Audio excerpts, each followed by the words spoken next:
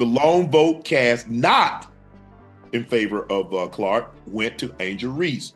The vote kept Clark from becoming the WNBA's 5th ever unanimous rookie. Who was the voter? Somebody that left Ken Griffey Jr. off the ballot when it came to Hall of Fame. They took it. They're like, bro, you gonna leave the guy off the ballot? You ain't even say got a team into the playoffs when they hadn't been to the playoffs, I think, since 2016 or 2017. Let them in. Said, okay, you just say, you left him off the ballot. I mean, I don't know how you come to the conclusion that she wasn't the unanimous MVP. She scoring. She led the rookies in scoring. All right, let's talk about the Caitlin Clark Rookie of the Year vote drama. Because, oh boy, it's got everyone talking. Caitlin Clark, the record-shattering WNBA sensation, was all set to be named the unanimous Rookie of the Year, which would have made her only the 5th player in WNBA history to pull that off. But then, out of nowhere, one single rogue vote came in for Angel Reese instead. This and all that. All I know, when they got eliminated from the playoffs, the attendance dropped, the ratings dropped. They tried to give you every other reason why. So now give me the reasons why. She's gone. Is the old guard still watching? Look at the attendance when the Fever play your favorite team, and look at the attendance when they don't.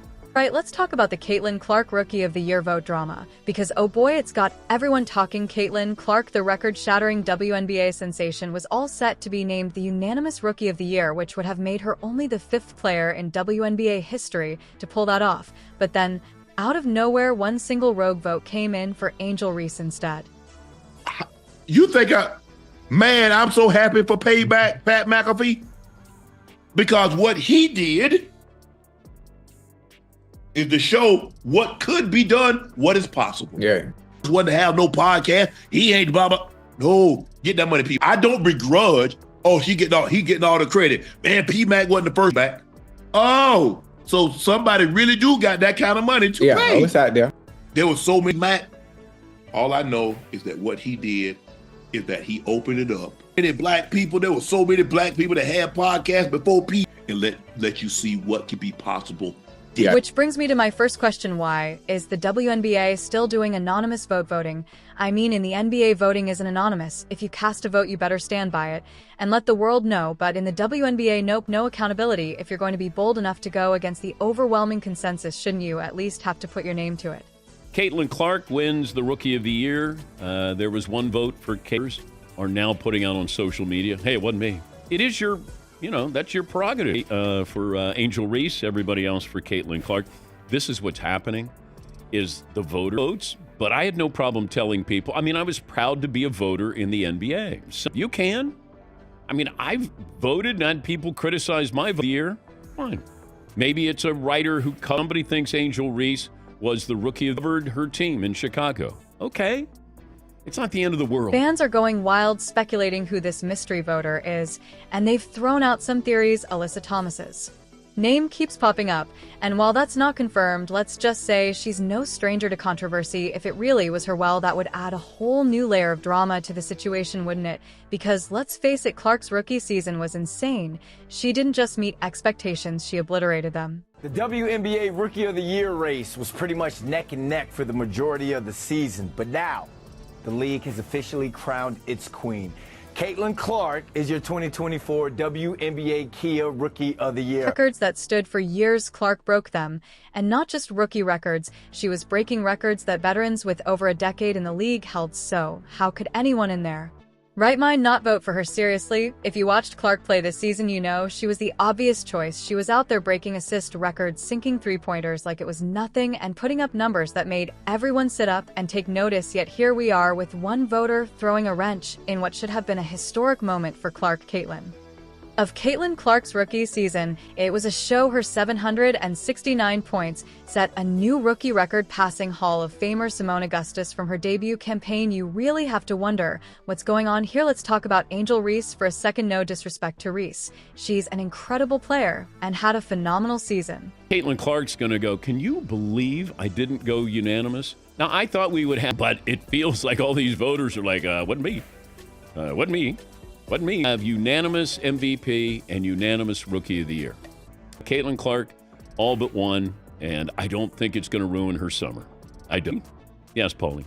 You got that with Asia Wilson, but... But when you compare her numbers and impact to what Clark did, come on, it's not even close. This isn't about who's good or deserving in a general sense. This is about who had the better season, and Clark was hands down the best rookie this year. But now we're stuck talking about the vote itself instead of celebrating Clark's achievements. Why?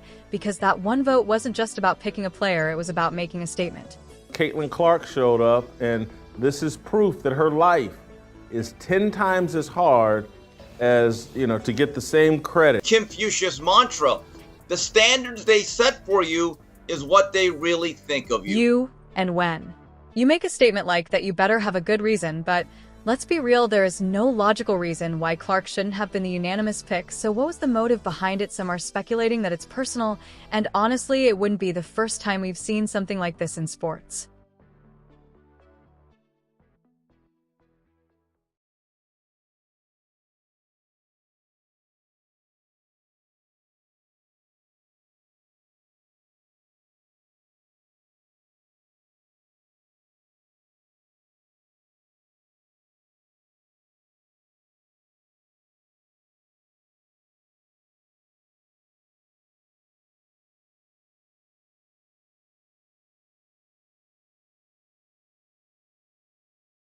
Maybe there's a rivalry brewing, or maybe someone just didn't want Clark to have her moment. Whatever it is, it's a mess. And it's a mess the WNBA should have avoided by making voting transparent. Look, if you're going to go against the grain, fine, but at least be ready to back it up with facts, stats, something. Instead, we're left with an anonymous vote that reeks of bias gut here. And it's got fans calling for more accountability in the WNBA's voting process. And they're not wrong. If we can't trust the voting system, how are we supposed to trust the results? It's not just about this one vote, it's about the credibility of the league as a whole. And here's where it gets even messier. Caitlin Clark got all but one Rookie of the Year vote. She will not have the distinction of being a unanimous Rookie of the Year.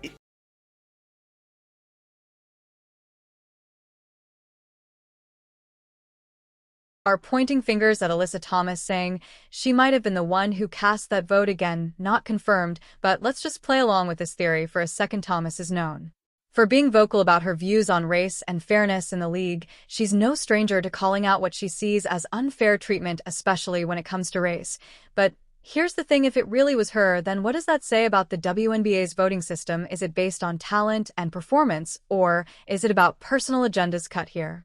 It doesn't help that Angel Reese herself has made some pretty bold claims about Clark's popularity being tied to her being white. Reese has been vocal about racism in the league, which, don't get me wrong, is a very real and serious issue. But using that narrative as a reason to vote against Clark feels like playing the race card when it doesn't apply. Cut here. Clark's rise to stardom has been about one thing, her incredible talent on the court. So why bring race into it? The fact that this whole situation has now become about anything but basketball is frustrating. We should be celebrating Caitlin Clark's incredible rookie season, but instead we're caught up in a controversy that feels more like a popularity contest than a recognition of talent, and now are left questioning the integrity of the WNBA's voting process. And don't think for a second that this isn't going to affect team chemistry. When players feel like the system is rigged or that personal biases are influencing decisions, it can create a toxic environment.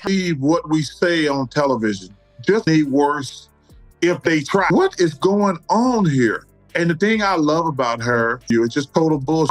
These ladies, and I'm a WNBA fan, because people don't like you or your personality, they can't get on TV and slander you. She never says a word. But these ladies, who I love and respect, they cannot have this Caitlin Clark thing up in their game. They couldn't have. Are players supposed to trust that their hard work is being recognized fairly? How can they believe that their achievements will be judged based on merit and not on someone's personal vendetta? To make matters worse, the WNBA has been completely silent on this. No statement, no clarification, just radio silent. That's not a good look for the league. They've got to step up and address this, because the longer they stay quiet, the more people are going to question the legitimacy of the entire voting process.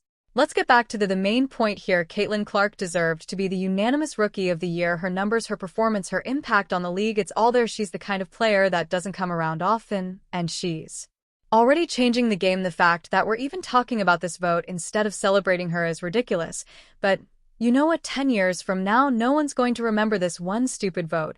What they will remember is Caitlin Clark dominating the WNBA, breaking records, and making history. This Rookie of the Year award is just the beginning for her. She's going to rack up so many awards that this little hiccup will be nothing but a footnote in her career. Still, it doesn't make it any less annoying right now, because Clark should have had that unanimous title. She earned it. And whoever that lone voter was, whether it was Alyssa Thomas or someone else, they need to own up to it. If you're going to make a bold choice, at least have the guts to stand behind it publicly. Let people know why you voted the way you did, because hiding behind anonymity just makes the whole thing look shady. In the end, Caitlin Clark is still the Rookie of the Year, and that's what matters. But this whole situation has cast a shadow over what should have been a shining moment for her, and the WNBA needs to fix this. They need to make the voting process transparent, and they need to hold voters accountable. Let me know in the comments, and don't forget to like and subscribe for more takes on the biggest stories in